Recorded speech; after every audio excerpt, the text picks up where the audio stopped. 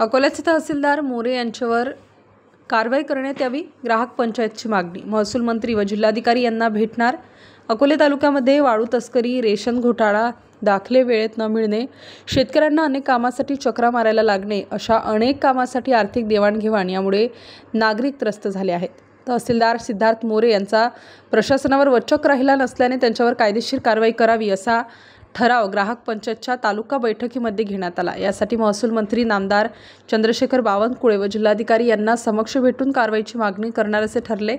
अकोला येथील शासकीय विश्रामगृहावर बैठक आयोजित करण्यात आली होती। बैठकीच्या अध्यक्षस्थानी प्राध्यापक सुनील शिंदे हे होते। यावेळी ग्राहक पंचायत महाराष्ट्राचे जिल्हा उपाध्यक्ष, भाजपचे तालुका सरचिटणीस मच्छिंद्र मंडलिक, तालुका अध्यक्ष दत्ता शेणकर, कार्याध्यक्ष महेशराव नवले, खरेदी विक्री संघाचे व्हाईस चेअरमन माधवराव तिटमे, भाजपा जिल्हा संयोजक भाऊसाहेब वाघचौरे, वसंतराव बाळासराफ, बबनराव तिकांडे, पत्रकार भाऊसाहेब वाघचौरे, साहेबराव दातखिळे, राजेंद्र घायवट, बाळासाहेब बनकर, राजेंद्र गवांदे, शारदा शिंगाडे, रामदास पवार, प्रतिभा सूर्यवंशी, दत्ता ताजने, शारदा शिंगाडे, ज्ञानेश पुंडे, दत्ता शेटे, कैलास तळेकर आदी उपस्थित होते। अकोले तालुक्यामध्ये गेली 2 महिने स्वतंत्र पाऊस सुरू असल्यामुळे सोयाबीन, भातासाठी इतर पिकांचे नुकसान झाले असल्यामुळे पिके वाया गेली आहे। यामुळे तालुक्यामध्ये तातडीने ओला दुष्काळ जाहीर करावा अशी मागणी असा ठराव यावेळी करण्यात आला। तालुक्यामध्ये शेतीसाठी औषधे, खते, बोगस बियाणे, खतांची लिंकिंग यांचा मोठा प्रश्न असून याबाबत शेतकऱ्यांना